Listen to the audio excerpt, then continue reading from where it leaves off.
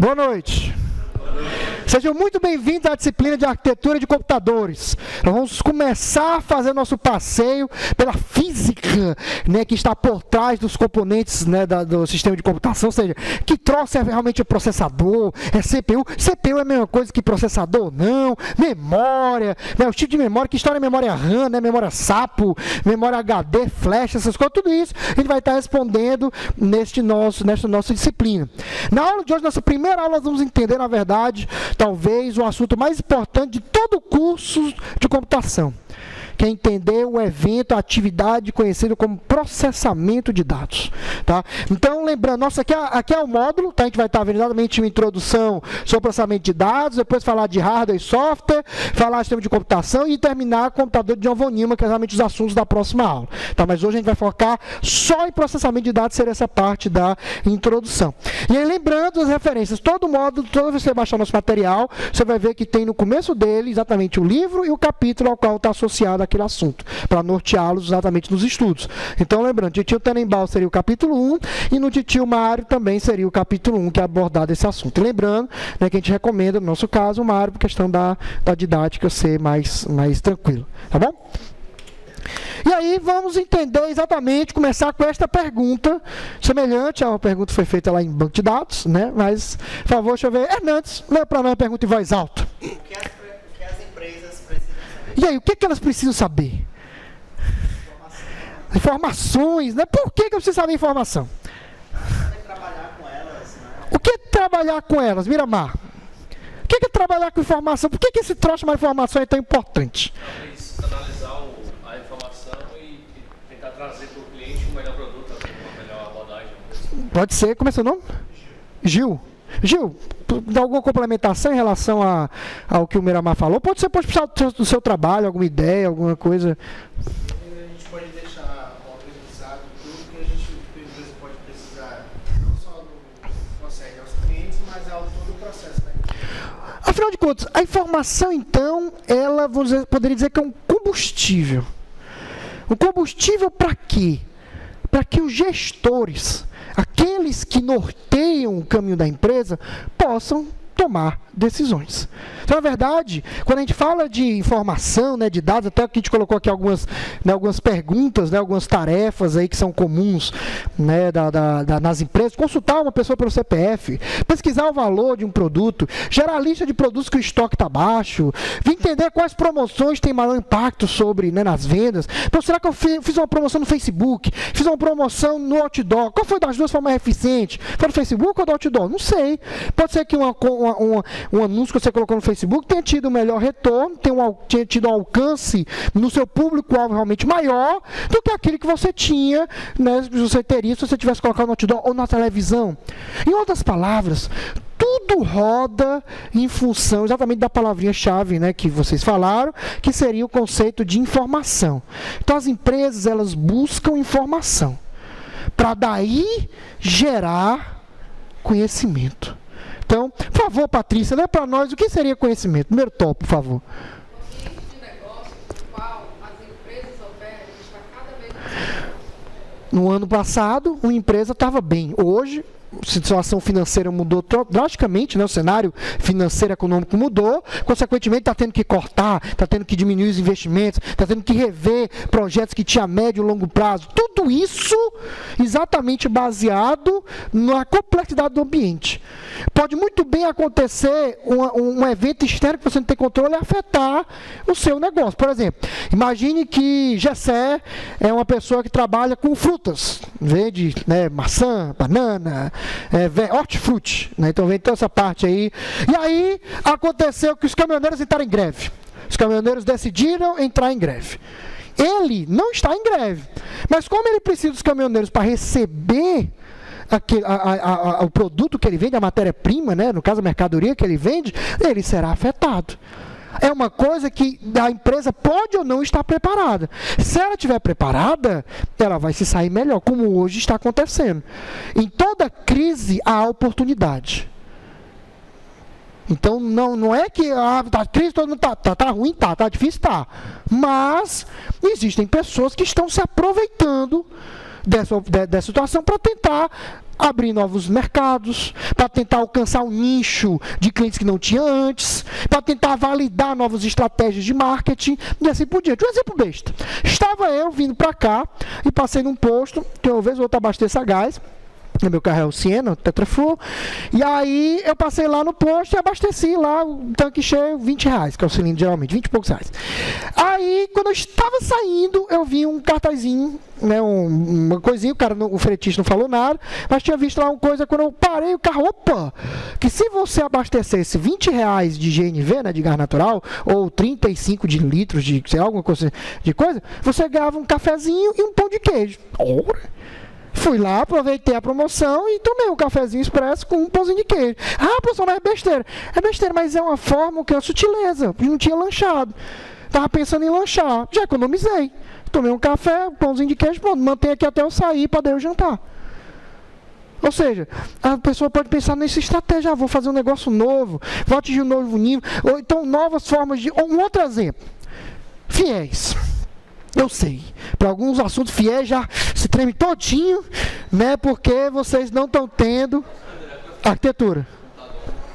Você está tendo exatamente a questão de que está difícil, né, o governo está fechando a torneira e tal, esse negócio todo.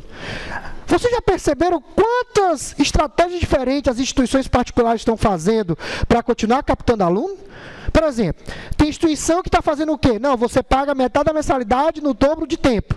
Ou seja, ela pega, por exemplo, ao invés de, você faz 6 cadeiras, mas fica pagando 3. Aí quando você termina o curso, você continua pagando, né, como se você pagasse, né, dobrasse o tempo de pagamento, reduzindo a parcela pela metade, estendesse o pagamento. É uma estratégia. Outras estão fazendo o quê? Estão criando ou utilizando financiamentos de empresas particulares próprios, sem ser fiéis, né? Aquele, como é o nome? Para valer, por exemplo, é um exemplo de empresa que trabalha com financiamento estudantil. Ou seja, ela está vendo negócio bombar, outdoors aí de financiamento estudantil porque o FIES não está dando conta. E, ou seja, está na crise, o governo fechou a porta do FIES, mas aí apareceu oportunidade para outras empresas ou instituições darem sua contribuição. Então, mas isso tudo eu só consigo como, minha irmã? Só consigo como, Gessé? Se eu tiver informação. Se eu ver, por exemplo, que vale a pena eu estender, né, o prazo de pagamento para continuar tendo aluno. Se vale a pena, por exemplo, abrir ou não o curso de Sistema de Informação no turno da manhã. Né, porque por enquanto não vale ainda a pena. Mas quem sabe, daqui a 1 ano, 2 anos, vale a pena. Então, a quantidade de alunos que realmente pagam o investimento, e daí os custos gerem lucro, eu posso colocar de manhã também. Então, é muito importante você entender que as empresas elas necessitam de informação, o combustível. Mas o objetivo não é a informação é um meio para algo maior, um meio para algo mais importante do que a informação, que é o conhecimento. Por favor, Gil, conhecimento... Exatamente, porque é ele que vai decidir qual é o norte que você vai tomar. Você olha o fato, que é a informação é um fato. Então, por exemplo, tem uma quantidade de alunos X que estaria disposta a fazer uma bolsa particular, sem ser pelo governo. Aí você avalia, pensa, e aí toma decisão, que é o conhecimento. Estão entendendo? Então, dado, que aí quem lembra de banco, né, lembra dado... A partir dele eu gero informação. E a partir da informação, nós, seres humanos, ou sistemas altamente complexos, chamados sistemas de apoio à decisão, que é a cadeira de BI, né, abordam a estratégia para gerar o conhecimento. E a partir daí é que o cara bate o pé e toma a decisão. Vou fazer isso, isso e isso. Ou seja, não vai fazer assim, do UNT, qual é a decisão. Não é assim que funciona. Ele olha para o que ele tem, olha para o que já aconteceu, olha para o que está acontecendo, e daí ele tenta tomar uma decisão que vale ou não a pena. Informação é meio, não é fim. O fim é a tomada de decisão. É o conhecimento gerado a partir da informação. Por isso que, às vezes, na nossa área, até abrindo um comentário, nossa área, às vezes, nós somos meio que injustiçados, nós não somos vistos. Fica meio que uma área intermediária.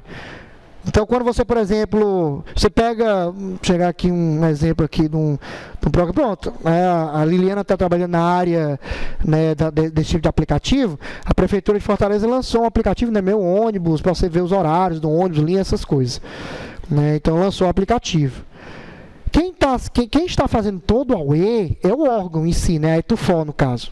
Então, a ETUFO está, né? Estamos aqui com o programa e tal.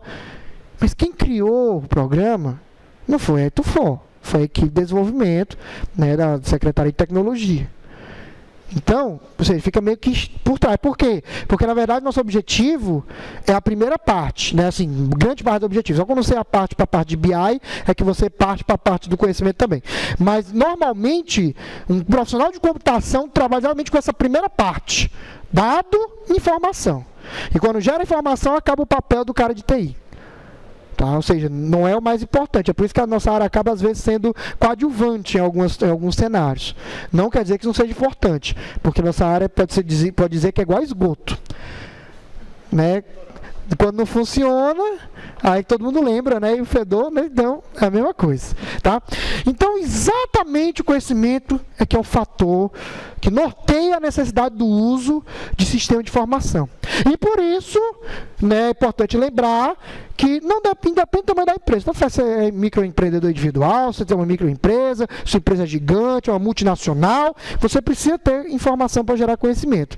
E abrange diferentes áreas, diferentes níveis hierárquicos. Então, a TI não fica isolada. Precisa da administração, precisa da contabilidade, precisa da psicologia, precisa de recursos humanos, precisa do estoque, precisa de tudo que é área para daí realmente trabalhar com a maior amplitude de informação possível para daí gerar realmente um leque, né, de opções para o tomador de decisão. Até aqui alguma dúvida? Nenhuma? Muito bem. E aí, qual é a relação então, entre a busca por conhecimento e o processamento de dados? É exatamente porque o processamento de dados, né, que seria o relembrar e viver, você já deve ter visto isso lá na cadeira de introdução à informática. Né? Então, vocês vão lembrar exatamente o que é um computador. Então, por favor, qual é o seu nome? Oi? Renato? Renato, por favor, primeiro tópico, lembra para nós o que é um computador. Continue, por favor.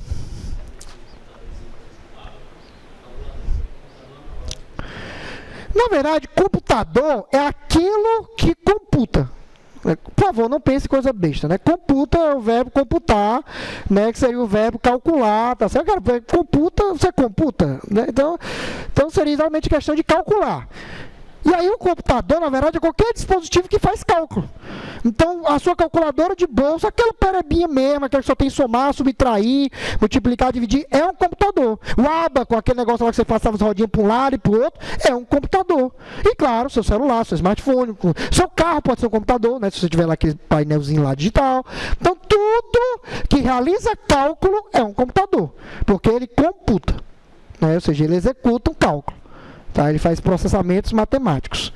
E exatamente, né, faz contagem, né? Computação vem exatamente de contagem. E exatamente o computador, ou seja, esse objeto que calcula, é que é responsável pela transformação, vamos dizer assim, pela metamorfose do dado em informação.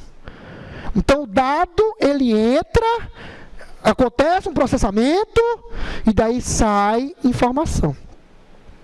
E aí onde o computador entra. O computador, ele oferece meios de você entrar com dados e aí joga para ele computar, para no final sair exatamente a informação. Essa é a ideia de um computador. Consequentemente, o processamento de dados, como o nome já diz, é exatamente o quê? Eu processar o dado para gerar informação. O objetivo do processamento de dados é esse, é o gerar informação a partir de dados. Tá? Então, por favor, deixa eu ver aqui. Qual é o seu nome? Você que sentou atrás da Patrícia? Bruno, o segundo tópico, um computador coleta... Tá, Patrícia, então, por favor. Computador... coleta, manipula e fornece resultados de manipulação de dados de forma sistemática para um ou mais objetivos. E aí, como eu disse, gerando informação. E aí, o maior choque para aqueles que não conhecem é exatamente entender de que tanto faz você pensar num Facebook, tanto faz você pensar num jogo como, né, GTA V, ou você pensar no Paintbrush, ou no Notepad, ou no seu navegador favorito. Todos eles, no final das contas, segue essa mesma regra. Há entradas, há um processamento, gera uma saída, que é a informação. Tá ok? Até aqui alguma dúvida, alguma pergunta? Então, por exemplo, imagine, deixa eu ver quem que tem cara... Gil falou do Atari, então deve ser igual a mim, gosta de um joguinho. Joga atualmente, assim, não... Só estuda, né? Tem jogo não, né? Deixa eu ver. Miramar joga um pouquinho? Pouquinho, né? Qual é o jogo que você está jogando? Ultimamente. GTA. Então no GTA, você tem lá o deslocamento do personagem. Você usa lá o teclado, aperta pra frente, pra trás, né? Ele vai lá andando e tal. Tem aqueles caras lá e tal, tudo de lá do GTA. Né? Igualzinho, né? Só falta o Rastafari. Sabe o Rastafari? Pois é, né? Então, ó. Aí o que acontece? Aí, ou seja, quando ele aperta a seta no teclado, o teclado, vocês lembram, lá na cadeira de introdução à informática, ainda que eu não tenha feito, mas quando vocês já ouviram falar, de que o teclado é um dispositivo de entrada. Ou seja, você entra com dados nele. E aí o dado é exatamente o que? Você está pressionando uma seta, uma tecla. E aí essa informação então é enviada via lá fio, né, sem fio e tal, barramento e tal, chega num cara que a gente vai entender depois, que é a CPU. Aí ele entende que aquele pressionar deve gerar um movimento do objeto personagem lá no mundo 3D do jogo. E aí, dali da CPU, gera, né, processo, gera a informação, ou seja, o cara dá um passo, e aí essa visualização é mandada para a placa de vídeo, que faz um processo chamado de renderização, e aí exibe, que é a informação, que é a saída, que é o que você vê lá no seu monitor. Ah, professor, então quer dizer que tudo que eu faço, na verdade, passa por essa coisa chamada CPU. Pois é, tudo. Por exemplo, você pega Gessé, né, tem um perfil lá no Facebook, e aí, deixa eu ver aqui, Miramar, né, chega e cutuca Gessé. Entendeu? Então, na hora que Miramar acionou lá a curtida, aquela curtida é uma entrada, gerou um processo. Você diz, ó, vou lhe cutucar. E aí o que acontece? Então essa cutucada é processado e é gerada uma informação, que é o quê? Aquela mensagem dizendo, ó, Miramar cutucou você. Entendeu? Não pode ser o WhatsApp se você preferir. Né? O que é mais importante é entender que tudo então que você faz, qualquer clique do mouse, qualquer acionar do teclado, qualquer pressionar no touch, qualquer coisa que você faça, você está entrando com um dado que vai ser processado e a partir dele gera-se uma resposta, uma saída, uma informação. Fazendo um flashback, né, pessoal, que vocês não, nenhum aqui teve a cadeira de, só o Miramar teve a cadeira de algoritmos comigo. Fazendo um flashback, bem flashback mesmo, deve lembrar que todo algoritmo sempre tem uma saída, não é obrigado a ter entrada, mas sempre tem uma saída, porque eu sempre tenho que gerar informação. Não adianta lá ter um programa de computador que não faz nada para mim. Erros bestas que alguns podem ter feito quando começou a programar. Esqueci os prints. O cara fazia todo o programa, recebia do usuário, fazia o cálculo da média, por exemplo, e não dava um print para mostrar na tela.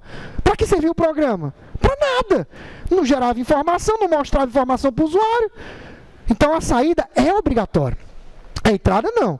Pois eu posso pegar um evento automático e daí em cima dele fazer alguma coisa.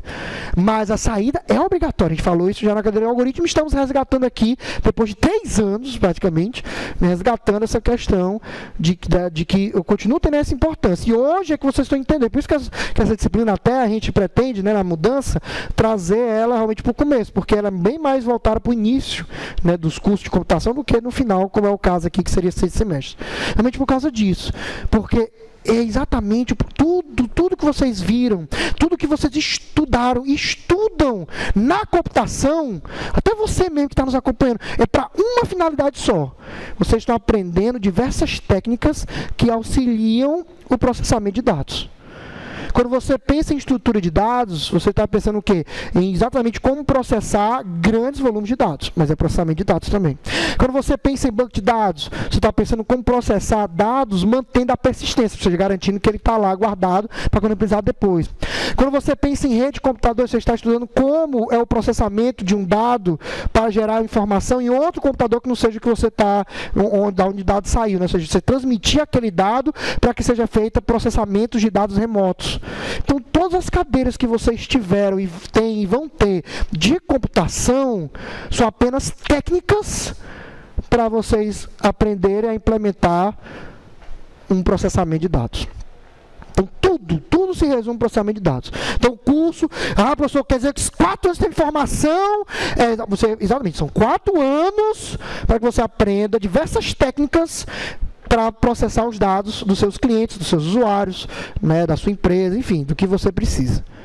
Tudo roda ao redor do processamento de dados. Todas as disciplinas, sem exceção.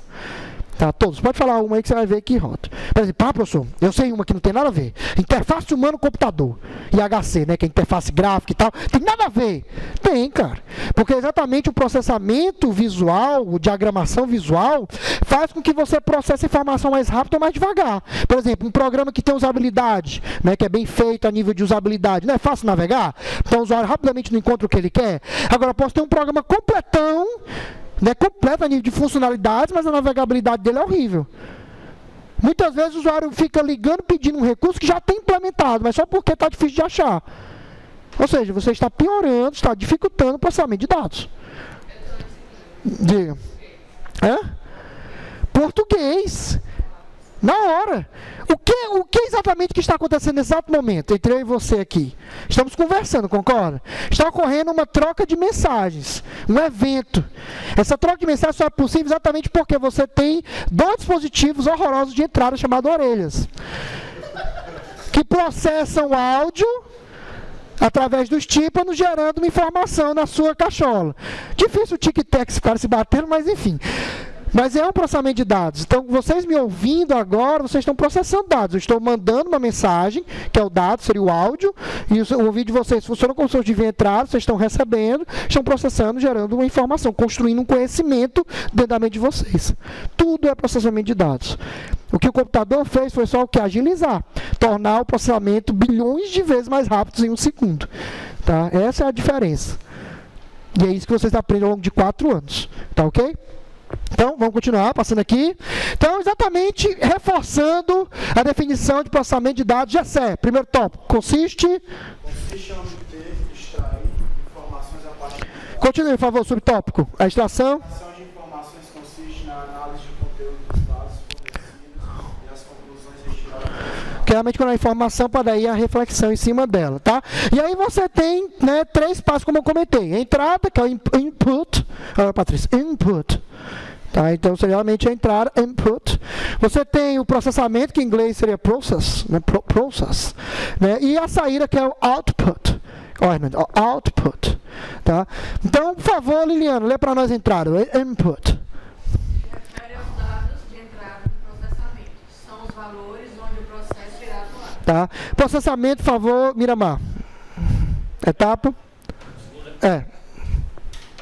Etapa onde os dados de entrada serão processados para gerar um resultado. Que é a informação, né, em si, tá? Hernandes, saída, output. Refere-se ao resultado de todo o processamento. São os valores gerados como resposta. Então, exatamente, a partir, né, dessas entradas, eu tenho um processamento e gero uma saída. E essa saída é o que eu uso para daí eu tomar decisão, saber o que eu vou fazer logo em seguida. Tá? E aí, claro, é importante dizer, né, que o processamento é uma série de atividades. Pode ser cálculo matemático, pode ser cálculos booleanos, né, I ou C, essas coisas. Tá certo? Enfim, aí você tem diversas, né, operações lógicas, aritméticas, que a gente vai ver um pouquinho quando a gente vai falando de ULA, que são realizadas em cima do dado para gerar essa informação. Tá? Então, soma, subtrações são exemplos de operações que ocorrem para gerar a informação que você deseja. Tá? E aí nós temos um diagrama que resume essa questão. E aí até só um detalhe importante, como eu comentei aqui no termo em inglês de input e output, né, vocês devem já ter ouvido um negócio assim, não sei o que, aí tem I/O. Né? Então, exatamente I/O é exatamente para dizer que é dispositivo de entrada e saída, né? Que em português seria o E/S. Né? Você vê em livro português, cara, em equipamentos E/S. AS. Pô, você entende que é equipamento de entrada e saída. Se for em inglês, I/O, tá? I/O, né? Exame de input e output, tá? Mas enfim, voltando, então, este diagrama é o que mostra, né, vamos dizer, todo o brilho da aula de hoje. É o mais importante, realmente o que resume a mensagem da aula de hoje. Claro que vai ter mais alguns comentários, mas ele é o que norteia não somente a disciplina de arquitetura, mas é o que norteia todas as outras disciplinas, sistemas operacionais, né, banco de dados, algoritmos, programação orientada a objeto. Tudo é para oferecer uma forma automatizada, rápida, de fazer isso, porque eu podia fazer isso no braço, só que leva muito tempo. Então, eu tenho um cálculo aqui na folha de pagamento para fazer do empresa. Aí eu podia fazer no braço? Podia, mas já imaginou os cálculos para fazer de cada um? Você tem, sei lá, 1000 funcionários. Tu vai no Excel, só pega, faz tudo num cara só, depois só arrasta para baixo, pronto, tá tudo lá preenchido. Ou seja, você agilizou, você aumentou a eficiência do sistema. Aí vocês devem lembrar, né, aquele conceito eficácia, eficiência, né? Eficácia é você ter o trabalho feito. Então, por exemplo, se eu tenho que me deslocar daqui para lá, né, para aquele quarto azulejo. Então, eu posso fazer assim, né? Vou fazer aqui, vim para cá, até chegar aqui. Pronto, cheguei aqui, resolvi o problema, não resolvi? Não, foi da melhor forma, resolvi. Então, é eficaz. Eficiente é aquele que não. Qual é o melhor, mais rápido, menor gasto? É ir reto. Então, tá. Então pronto, cheguei. Então, além de ser eficaz, eu fui eficiente. Então a ideia aqui é exatamente essa. Vocês vão entender que o computador, né, que a gente conhece hoje, né, que é o computador digital, ele tem o objetivo exatamente de aumentar a eficiência das suas atividades do cotidiano, das atividades dos seus clientes, seus usuários do cotidiano. Quando eu penso numa loja virtual, eu estou melhorando exatamente a eficiência das vendas. Eu alcanço um público maior, 24 horas por dia, e dando a possibilidade do cliente ficar navegando, consultando, marcando o item para comprar depois, sugerindo novos itens para eles a partir da compra que ele fez. Então, tudo isso é feito graças a essa automação. No computador mesmo digital, como a gente conhece, né, a caixinha mágica, ela só automatiza, acelera, catalisa esse processo. Mas isso já existia antes, só que antes era no braço. Tá? Parêntese. Até existe uma linha de pesquisadores que defende de que os computadores eles devem ser mais criteriosamente utilizados dentro de sala de aula, que eu não te digo sala de aula não universidade, mas em ensinos realmente básicos, fundamentais, essas coisas. Porque eles estão percebendo que o ser humano é um bicho invocado, né? O ser humano, né, ele é meio que preguiçoso por natureza. Então, antes, quando a gente fazia um trabalho, né, na minha talvez Gil falou que mexeu com a Atari, então deve lembrar também de alguns outros nomes que eu vou falar aqui. Então, por exemplo, na nossa época a gente fazia um trabalho, não tinha Google, né? O KDE ainda estava nascendo ainda, né? Era a Barça, né? A britânica, você tinha a Barça e a britânica, né? Então o que acontece? Tinha lá a informação, as pessoas liam, né? Ainda que alguns copiassem, mas só essa cópia, você estava lendo aquilo ali, você estava lendo realmente, avaliando, até alterando o modo de escrito de uma coisa ou outra. Hoje, o que a pessoa faz no trabalho? Vai lá no Wikipedia, Ctrl+C, Ctrl+V, em 2 segundos, pá, está lá o texto, por exemplo, a Revolução de 64, pronto. Ou seja, eles não estão mais pensando. E isso é ruim, porque estamos dizendo o quê? Que o ser humano está deixando de processar dados. Porque a mente, porque entenda, o computador ele não é inteligente. O computador só é mais rápido. A inteligência, quem dá é o ser humano. Até a gente vai falar sobre isso na cadeira de inteligência artificial, né, que a gente já comentei aqui, que a gente vai estar lecionando ela em outra instituição, mas que as aulas também vão estar gravadas e vai estar lá. O que acontece quando você vê lá o Arnold Schwarzenegger lá e tal, o Cyborg, o negócio todo lá, ou então aquele filme Transcendence, né, que teve agora, né, com o Johnny Depp há um tempo atrás, até mesmo, né, os Vingadores, o Ultron lá, aquele negócio todo lá, na verdade, hoje, com a tecnologia de hoje, o computador ainda não tem a premissa de ter um aprendizado realmente, como é que pode dizer, um cognitivo, né, automaticamente. Ele aprende, mas baseado num conjunto muito limitado de regras que são estabelecidas por nós. Então, por isso que o negócio de Skynet, os computadores dominarem a humanidade ter uma guerra, não sei o que e tal, ainda está longe de acontecer, pelo menos nos próximos 10 anos, você não precisa se preocupar. Tá? Pelo menos, né? Daqui para cá a gente não sabe, né? 10 anos a gente dá como garantia, né? Mas depois de 10 anos, sei lá, vai que um doido inventa uma coisa aí e acaba... Mas pelo menos por enquanto... Até tanto é que você já deve ter visto um pouquinho sobre a questão, né, dos dispositivos biônicos, né? Que você coloca junto à pele, né? Chips que são... Que exatamente por quê? Porque eles perceberam que o ser humano, que o computador, na verdade, não consegue realmente, pelo menos com a tecnologia atual, não consegue passar essa barreira e ter realmente um raciocínio do ser humano. Aí eles estão, em algumas pesquisas, vão para um outro norte. Por que eu não tento mesclar? Eu tento unir a velocidade que os computadores digitais, né, que a tecnologia computacional digital me oferece, com o raciocínio, a cognição que o ser humano possui. Aí essa é uma outra linha de pesquisa até polêmica, né, que seria você colocar chip no cérebro, e aí quando, por exemplo, a pessoa, né, tentar interagir com esse chip, tentar fazer cálculos e tal. Então é um negócio muito invocado. Para vocês terem ideia, fica até a dica para encerrar esse parêntese, o filme Transcendence, né, que é com Johnny Depp, vale a pena vocês darem uma olhada, que ele mostra exatamente uma linha dessa, ou seja, o cara está morrendo, aí ele acaba sendo transferido para o computador, e aí como uniu a inteligência dele como ser humano com o poder computacional de fazer cálculos rápidos, ele acaba se tornando um negócio muito maior. Vale a pena assistir um filme muito bom, Transcendence, o nome do filme, tá? Pois é, exatamente. Ou seja, a inteligência artificial, consequentemente, né, baseado nisso, como a gente conhece hoje, é um negócio que as regras são estabelecidas por nós. Então, no final das contas, quem dá o brilho, quem dá a tradução em informação não é o computador ainda, somos nós. Em outras palavras, para o computador, Hernandes, tanto faz tu estar acessando o Facebook, ou tu estar jogando GTA, ou tu estar desenhando alguma coisa no Paintbrush. Para o computador é tudo operação matemática, um bocado de zeros e uns que estão sendo somados, subtraídos, multiplicados, divididos, separados, enfim. Mas se resume a isso. Por baixo dos panos, tudo é 0 e 1 e tudo está sendo feito operação de ir ou somar, essas coisas. Tá? Não há adição de semântica, de significado ao dado. No momento que o computador passar a ter isso, aí realmente a história muda e talvez não estejamos mais aqui, né, para contar a história. Mas até lá, realmente é um caminho muito longo. O que o computador faz e vai continuar fazendo, pelo menos por enquanto, é isso. Dar uma plataforma que acelere as ideias que o ser humano possui, que acelere os processamentos que o ser humano quer realizar, mas jamais, pelo menos por enquanto, substituir. Tá, ok? Alguma dúvida, alguma pergunta até aqui? Tá, então lembre-se dessa questão. Eu coloquei aqui um quarto item, que não é padrão, não é obrigatório, mas é porque hoje, basicamente, não dá para pensar num sistema de processamento de dados no computador sem ter o armazenamento, sem ter a persistência. Quando fala processamento de dados, não precisa de armazenamento. Mas, querendo ou não, é muito comum armazenar. E não digo nem computador, não. Por exemplo, você vai fazer uma expressão matemática, aquela x mais y menos 3 vezes 2 e tal. Aí que tem aqueles parênteses, né, colchetes, chaves, etc.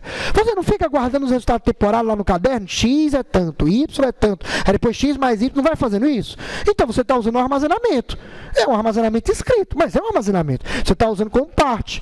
Então esse armazenamento não é para armazenar somente a saída. Ele pode armazenar resultados intermediários. Então se eu estou fazendo uma expressão grande e estou calculando partes, eu posso pegar essas partes e ir armazenando, guardando temporariamente, para depois eu estar, né, utilizando essa informação e gerar a informação final. Seria o resultado final da expressão. Por isso que eu tenho armazenamento aqui. Hoje é impossível você pensar em processamento sem ter armazenamento. Mas se eu falar assim, o processamento de dados realmente são só essas 3 etapas. Entrada, processamento e a saída. Pergunta até aqui, senhores e senhoritas? Nenhuma? Podemos continuar? Tudo bem. Deixa eu ver aqui. Liliana, meu top. Vimos Que o conhecimento é crítico para a realização dos processos dentro do negócio. Continue. A geração de conhecimento só é possível através da obtenção de informações relativas aos processos. Ou seja, o que eu estou fazendo aqui? Eu estou juntando as duas partes. Eu estou mostrando para vocês por que a arquitetura é importante. importante, além de ser uma cadeira teórica, por que ele é importante para um profissional que vai estar trabalhando no dia a dia numa empresa, por exemplo, de desenvolvimento de softwares, ou num banco, ou enfim, independente de uma empresa de engenharia, elétrica e tal, para que é importante isso? Exatamente porque eu tenho que ter conhecimento. E o processamento de dados é a premissa básica, ou seja, é o item básico para obter o conhecimento. E como o computador é o que gera isso rápido, é por isso que hoje o computador não é mais vantagem competitiva. Hoje todo mundo tem que ter um computador para pelo menos sobreviver. Esta é a ideia. Até que alguma dúvida? Alguma pergunta ou questionamento? Não? Tudo bem. Tá? E desde quando o processamento de dados é utilizado? Aqui é só um pequeno flashback de história, tá? Só para entender essa questão de por que surgiu o computador e tal. Como é seu nome? Leonardo, por favor, Leonardo, primeiro tópico, obtenção.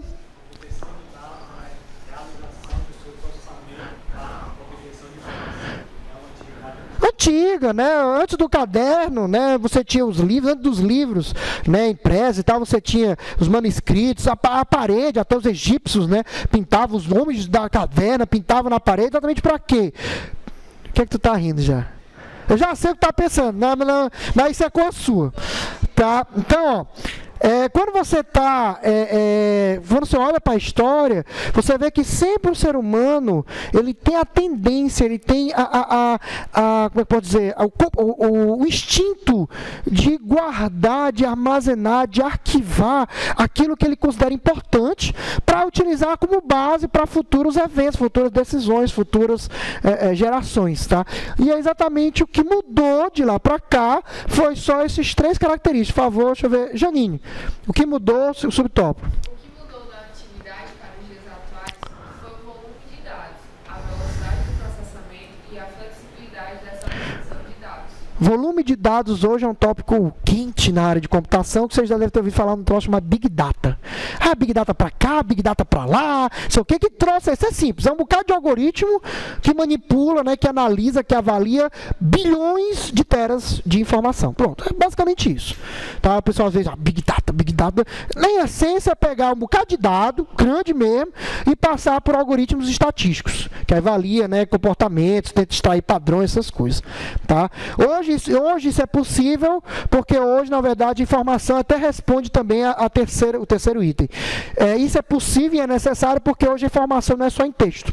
Hoje vídeo é uma informação, músicas, áudio é uma informação, né? E-mails, documentos do Word, imagens. Oxe, há 10 anos atrás você imaginava você olhar uma foto e automaticamente o programa lá marcar quem é que estava naquela foto? 10 anos atrás uma tecnologia impossível, era só em estudo, né? Hoje o cara está de lá, está de cor, está de bigode, está de boné, o programa vai lá e pá, Hernandes, né? Então pá, Liliana, é impressionante. Exatamente por quê? Porque hoje eu tenho um grande volume e esse volume está de uma forma altamente flexível, de todo canto. Pode ser do celular, pode ser do WhatsApp, pode ser do Facebook, tá?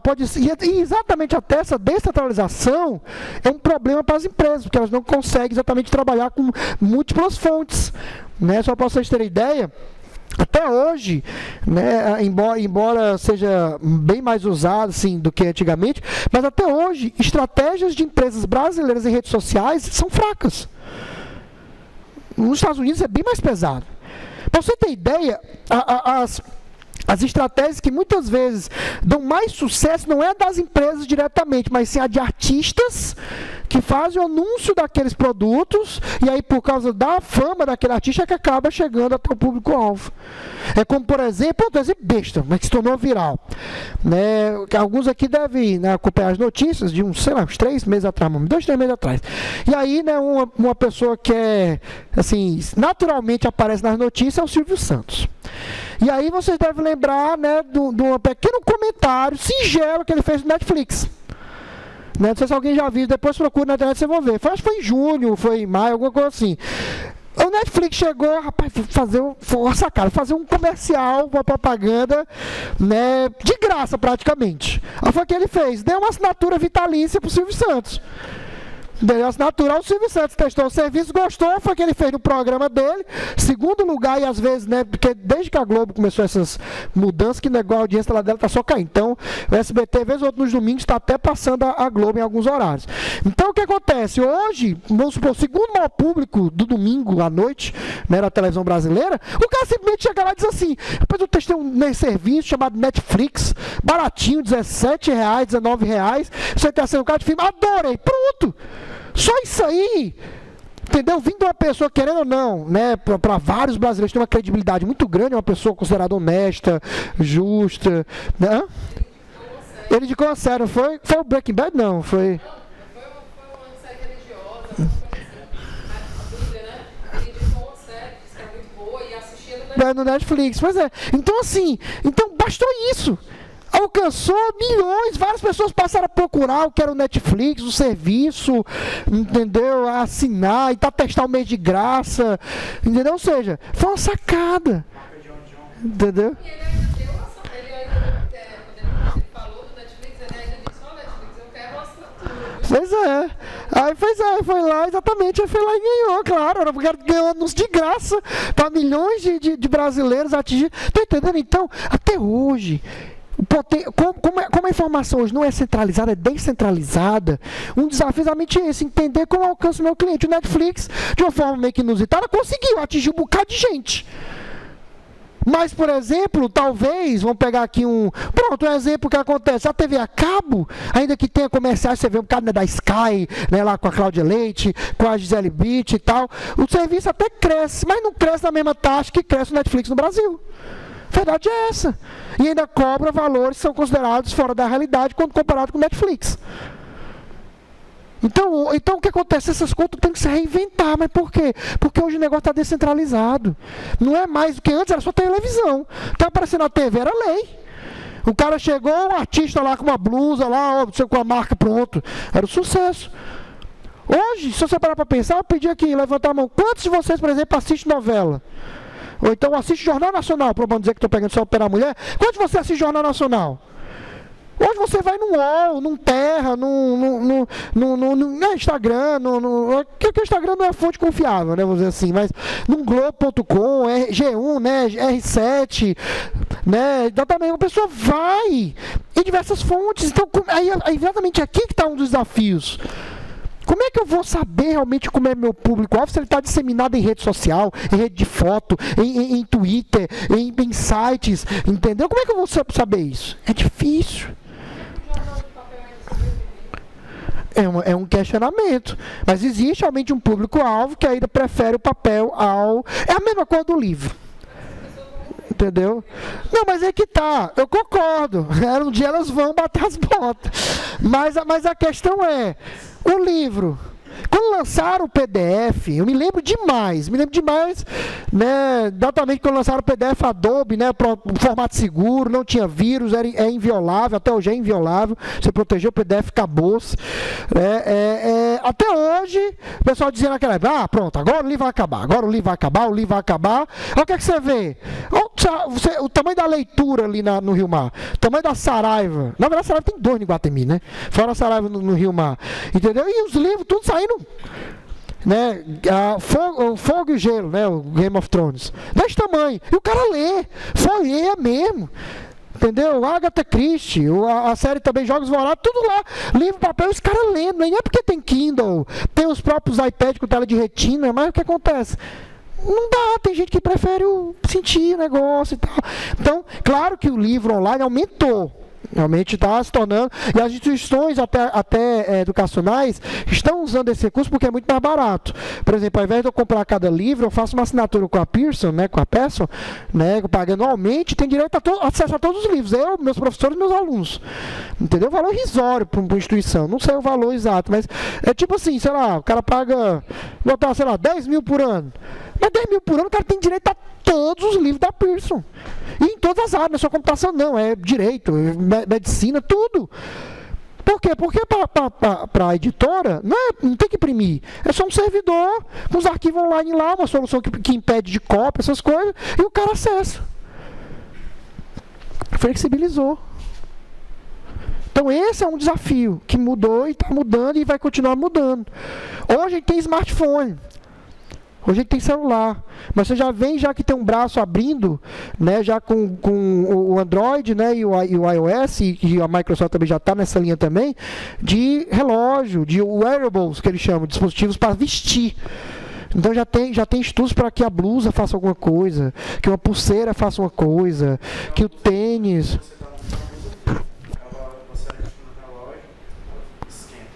Pois é, então, tá entendendo? Então, é uma linha de tecnologia que está aumentando. Ou seja, flexível. Como é que eu vou saber o público-alvo dessa tecnologia? Está entendendo? Então, já que é uma tecnologia, como é que eu vou atingir o público-alvo na tecnologia dessa que é nova? Tudo isso é para a flexibilização, que é um desafio até hoje, que mudou e continua mudando. E o último tópico é a velocidade, é cada vez mais rápido. Antes as transformações aconteciam, aí todo mundo curtia aquela transformação. Por exemplo, Windows 95. Oh! Aí todo mundo... Oh! Aí depois, Windows XP já foi... Oh! Hoje, saiu o Windows 8, 2 anos, agora já vai ser o Windows 10, agora, depois da manhã. Já vai sair o Windows 10 agora, dia 29. Amanhã, quarta-feira. Já vai estar lá disponível. E daí em setembro, para quem tem celular, e o Xbox One vai sair também para eles lá. E aí, por sinal, por exemplo, para vocês terem ideia dessa flexibilidade e da velocidade, a Microsoft decidiu que o Windows agora não vai ter mais versão. Ou seja, ele vai apenas se atualizando em cima da versão anterior. Não, ou seja, não vai ter mais Windows 10, 11, 12, 13, 14. Vai ser o quê? Windows 10. Ah, surgiu um update. Aí aplica o update e mudou. Ah, mudou o próximo, não, mas é o Windows. Não vai deixar de ter esse negócio de versão. Entendeu? Só que da Apple ainda tem versões. A ideia pronto, é igual o Gmail. O Gmail é um beta permanente. Não sei se alguém já reparou isso, ou já leu sobre isso. O Gmail funciona como? Ele se propõe como um beta permanente. O que é que isso quer dizer? Que ele nunca vai ter fim. Ele nunca vai chegar, pronto, terminamos o Gmail. Sempre o Gmail vai estar colocando coisa nova, funcionalidade nova, e nunca vai parar. Pronto, a ideia do Windows é essa. Entendeu? Entrar nessa mesma linha de beta permanente. Não, aí quem tem um Windows 7 e 8 licenciado... Vai ser por um ano, né? Aí você tem direito Não, pode ter direito a atualizar. Depois que atualizou, acabou. Não tem isso mais não. É vitalício. É isso mesmo. Tá?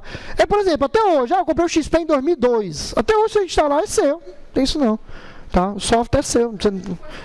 pois é, mas não, porque a Microsoft percebeu, né, que não vale a pena cobrar pelo Windows ao longo do tempo, vale a pena eu ganhar em cima dos softwares, né? Ou seja, é muito melhor o Windows ser de graça e o cara ficar comprando Office, por exemplo.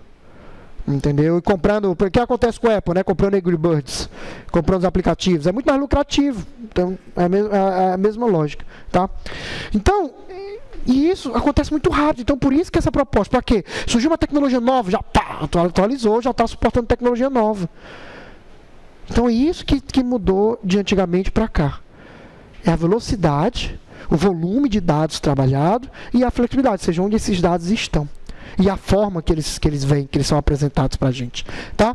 Janine, último tópico. Graças à grande quantidade de informações que precisam ser conhecidas e atualizadas rapidamente pelas empresas, o computador passou de importante para essencial. E aí é um perigo que eu gostaria de exatamente, praticamente finalizar, é o penúltimo tópico, penúltimo slide, finalizar a aula entendendo exatamente o seguinte.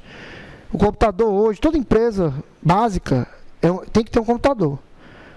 Mas isso não quer dizer que o computador deixou de ser estratégico.